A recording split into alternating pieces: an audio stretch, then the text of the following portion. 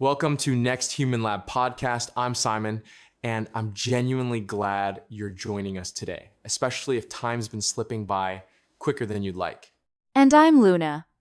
Honestly, Simon, it's always good to be here, especially on days when I swear the sun sets before my coffee gets cold.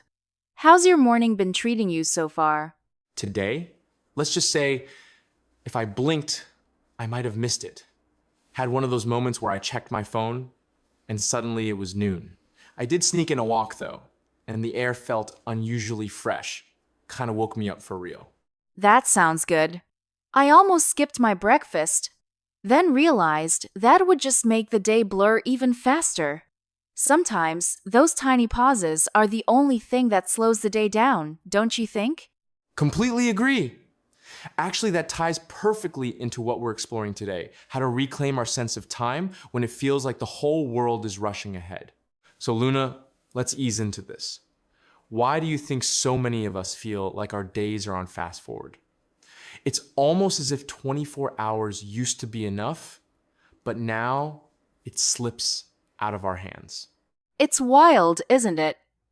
I notice for me, it's not just about more things to do, but that sensation of stacking where moments pile up and there's no space in between to breathe. It's as if life has become a playlist on shuffle, with no time to reflect between songs. That's a vivid way to put it. And the more crowded our minds get, the shorter each day feels. It's like our brains are living in tomorrow before today has even finished. Exactly. I catch myself thinking about the next task while I'm still finishing the current one. That constant forward pull makes me feel like I never actually arrive in the present. No wonder time feels so slippery.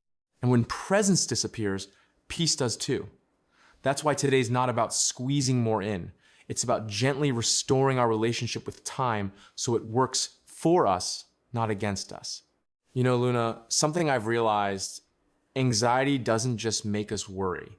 It makes us feel perpetually behind, even if the clock says otherwise. I get that. Sometimes I feel like everyone else started the race before I even got my shoes on. It's not logic, it's this inner pressure that pushes me faster than I need to go. Totally. We end up believing that slowing down is irresponsible, that rest is some sort of crime against productivity. But that's only because our nervous system's running on high alert. And it's wild, because even when we finish something, the mind skips straight to the next thing. There's barely a moment to register a win, let alone feel satisfied. It's all transition, no ending. Right. And that constant transition makes everything feel unfinished. The brain never gets the memo that it's safe to pause. Maybe reclaiming endings, those little pauses could start expanding our sense of time again. It's funny, so many people fear slowing down, as if it means they'll fall behind and never catch up. But what if slowing down is actually the upgrade? That's what I've started to believe. For me, it's like switching from panic driving to confident driving. You still get where you're going, but you're not burning out your system in the process. Beautifully said. I notice when I'm fully present with just one thing, it actually gets done faster and with less stress. Multitasking just scatters my focus and makes time feel even tighter. Yes.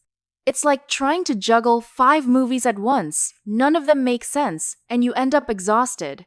When I sequence my day, one intention at a time, suddenly time feels friendlier.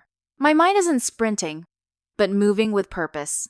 And that's the secret. Time isn't something to be managed.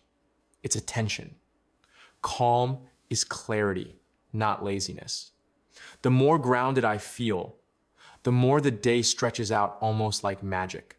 Simon, I think a lot of people see time as the enemy, as if every minute is out to steal their joy. That belief alone creates so much inner tension. Absolutely. When every tick of the clock feels like pressure, you end up fighting a battle you can't win.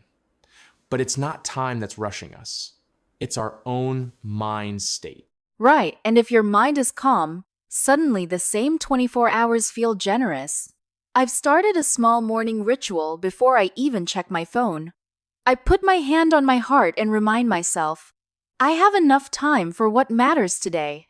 That's powerful. Small resets like that teach our nervous system safety over urgency. And honestly, the safer we feel, the more expansive time becomes. We stop chasing time and start walking with it. And that's where peace can finally find a home in our days. So, as we wrap up, if you're feeling like 24 hours is never enough, maybe it's not your pace that's off. Maybe it's just your soul asking for more space. Exactly, Simon. You don't need a fancier planner or a busier schedule. What you truly need is a kinder relationship with yourself, one that lets you breathe, one that gives you permission to just be. Because life's not something to conquer, it's something to live. So tonight, maybe try putting your phone away.